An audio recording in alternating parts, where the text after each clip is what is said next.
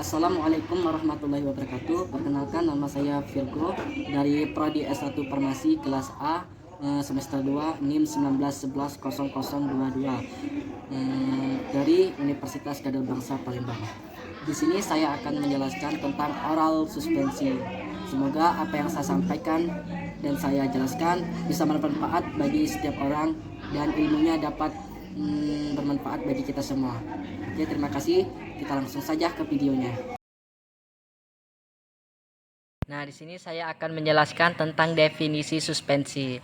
Menurut Pharmacopoeia Indonesia edisi 3, suspensi adalah sediaan yang mengandung bahan obat padat dalam bentuk halus dan tidak larut, terdispersi dalam cairan pembawa. Selanjutnya, suspensi oral adalah sediaan cair yang mengandung partikel padat dalam bentuk halus yang terdispersi dalam fase cair dengan bahan pangaroma yang sesuai yang ditunjukkan untuk penggunaan oral. Selanjutnya, suspensi topikal.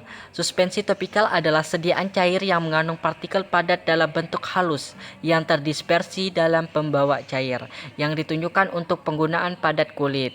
Nah, selanjutnya juga ini suspensi tetes telinga adalah sediaan cair yang mengandung partikel-partikel halus yang ditunjukkan untuk diteteskan pada telinga. Selanjutnya yaitu suspensi optalmik. Suspensi optalmik adalah sediaan cair steril yang mengandung partikel-partikel sangat halus yang terdispersi dalam cairan pembawa untuk pemakaian pada mata. Selanjutnya, suspensi untuk injeksi, yaitu sediaan cair steril berupa suspensi serbuk dalam medium cair yang sesuai dan tidak boleh menyumbat jarum suntiknya serta tidak disuntikan secara intravena atau ke dalam larutan spinal. Yang selanjutnya, suspensi untuk injeksi terkonstitusi, yaitu sediaan padat kering dengan bahan pengawet yang sesuai untuk membentuk larutan yang memenuhi semua persyaratan untuk suspensi steril setelah penambahan bahan pembawa yang sesuai.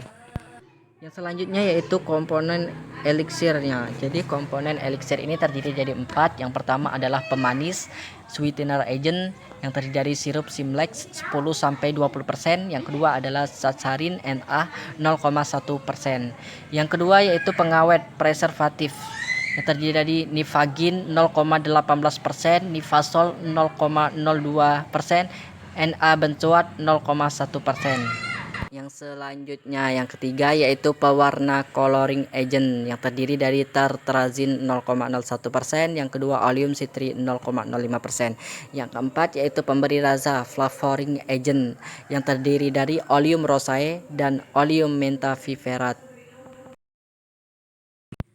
Yang selanjutnya yaitu yang kelima, bahan pensuspensi. Yang pertama yaitu bahan pensuspensi alam, golongan gum meliputi akasia, yaitu bahan ini diperoleh dari eksudat tanaman Acacium sp. Yang kedua yaitu kondrus yang diperoleh dari tanaman Codrus cripus atau Gigartina mammillaria. Yang ketiga, teragakan merupakan eksudat dari tanaman Atragalus gumifera. Yang keempat yaitu algin. Algin ini merupakan senyawa organik yang mudah mengalami fermentasi bakteri, sehingga suspensi dengan algin memerlukan bahan pengawet. Yang selanjutnya yaitu B, bahan pensuspensi sintesis yang terdiri dari derivat selulosa yang termasuk golongan ini adalah metil selulosa, karboksimetil selulosa, hidroksimetil selulosa. Yang kedua yaitu golongan organik polimer. Yang paling terkenal dalam kelompok ini adalah Carbofol 934. Selanjutnya kita masuk ke cara pengerjaan. Jadi cara mengerjakan obat dalam suspensi. Metode pertama yaitu dispersi. Metode ini dilakukan dengan cara menambahkan serbuk bahan obat ke dalam musilago yang telah terbentuk. Kemudian baru diencerkan. Mudah dan sukarnya serbuk dibasahi tergantung pada besarnya sudut kontak antara zat terdispersi dengan medium. Serbuk yang demikian disebut memiliki sifat hidrofob. Yang kedua yaitu metode presipitasi. Zat yang hendak didispersikan dilarutkan dahulu ke dalam pelarut organik yang hendak dicampur dengan air. Setelah larut ke dalam pelarut organik, larutan zat ini kemudian diencerkan dengan larutan pensuspensi dalam air sehingga akan terjadi endapan halus tersuspensi dengan bahan pensuspensi. Cairan organik tersebut adalah etanol, propilen glikol, dan polietilen glikol. Berikutnya yaitu sistem pembentukan suspensi yaitu flokulasi dan deflokulasi. Nah, penjelasannya deplukulasi yaitu partikel suspensi dalam keadaan terpisah satu dengan yang lainnya. Yang kedua, sedimentasi yang terjadi lambat. Masing-masing partikel mengendap terpisah dan partikel berada dalam ukuran paling kecil. Yang ketiga yaitu sedimen terbentuk lambat. Akhirnya sedimen akan membentuk cake yang keras dan sukar terdispersi. Yang terakhir yaitu wujud suspensi bagus karena zat tersuspensi dalam waktu relatif lama. Yang selanjutnya yaitu flokulasi. Artikel merupakan agregat yang bebas. Sedimentasi terjadi cepat. Sedimen terbentuk cepat. Sedimen tidak membentuk cake yang keras dan padat dan mudah terdispersi kembali seperti semula. Yang terakhir wujud suspensi kurang bagus sebab sedimentasi terjadi dengan cepat dan di atasnya terjadi daerah cairan yang jernih dan nyata. Yang selanjutnya yaitu penilaian stabilitas. Yang pertama volume sedimentasi. Volume sedimentasi akhir dibagi volume sedimentasi awal. Yang kedua derajat flokulasi.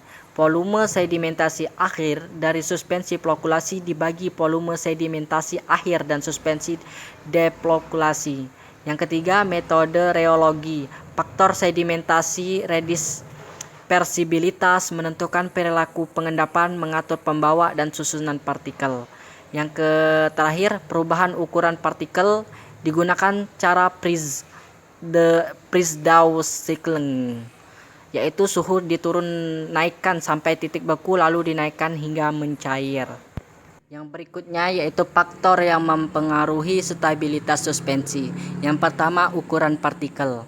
Hubungan antara partikel ukuran partikel merupakan perbandingan terbalik dengan luas penampangnya. Sedangkan antara luas penampang dengan daya tekan ke atas terhadap hubungan linear. Artinya semakin kecil ukuran partikel semakin besar luas penampangnya. Sedangkan semakin besar luas penampang partikel, daya tekan ke atas cairan akan semakin besar. Akibatnya memperlambat gerakan partikel untuk mengendap, sehingga untuk memperlambat gerakan tersebut dapat dilakukan dengan memperkecil ukuran partikel. Yang selanjutnya yaitu kekentalan, viskositas. Kekentalan suatu cairan mempengaruhi pula kecepatan aliran cairan tersebut.